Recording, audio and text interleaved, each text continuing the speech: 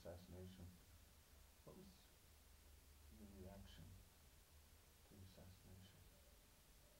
Personally, Yeah. How did you feel about it?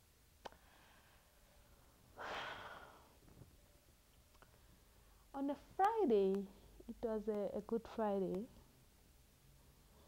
Um, I had taken a decision. One of the things that I'd done is that I used to work for the ANC at Shell House as a political education officer.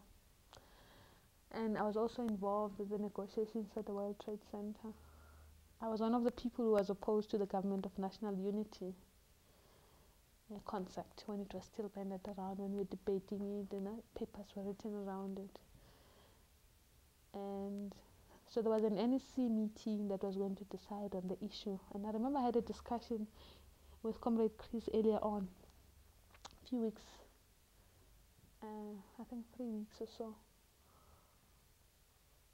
that if the NEC makes that decision, I'm actually going to leave Shell House, because I don't think, as a political education officer, I'll be able to kind of explain it, because I have my problems with it. So we had various discussions. He was trying to explain why it's the only route at the moment. We might have, individuals might have their problems, might view it differently, and da da da da da.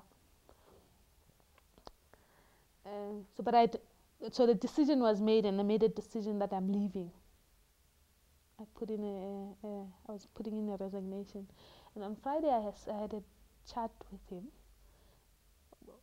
On Thursday we were supposed to meet. I couldn't go to the office. On Friday he phoned me to say he's leaving on Tuesday to go to Natal because there were some problems with MK comrades there. So he's been asked to go there and speak to the comrades. And that's, he wants us to meet on Monday. I mustn't put in my resignation until we have that discussion fully. And he wants to discuss with me before he leaves for Natal. So that was Friday. On Saturday morning, was it Saturday, the day of the assassination? In the morning, my baby was still small. I think he was few months. So normally when I bath my kid, I take the phone off the hook, so that I don't get disturbed when I'm bathing my kid. And as I was, his dad was there. He was going to take him. We were going to go to the zoo.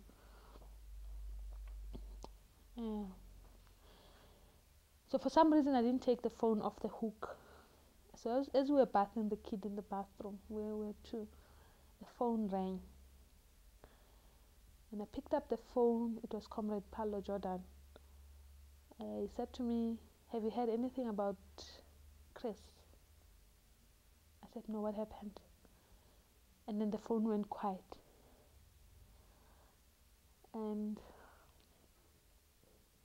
I knew, all of a sudden I knew something was wrong, but not death. I couldn't associate Comrade Chris with death. So I kept on screaming on the phone, "Comrade Paulo, Comrade, what's wrong? What happened to Comrade Chris?" And he didn't say much. And then I dropped the phone and I said to Paul, "I think we have to go to Don Park." As Paul was taking the kid out of the bath, I phoned Comrade Chris's house. The phone was engaged. I phoned Tokyo's house. The phone was engaged. I knew something was wrong. And I said, "Let's get into the car and go to Don Park." As we were on the road, the news were repeated on 702.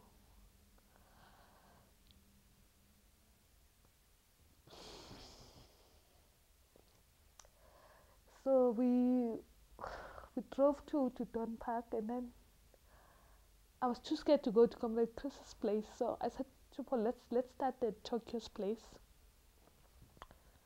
As we got in there, I met Noma Kwezi outside.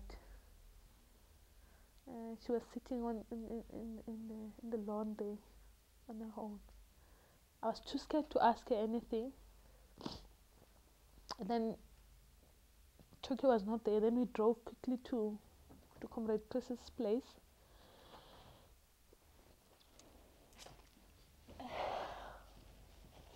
When we got there,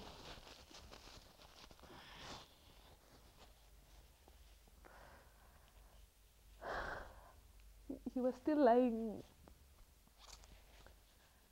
there, and other comrades started coming.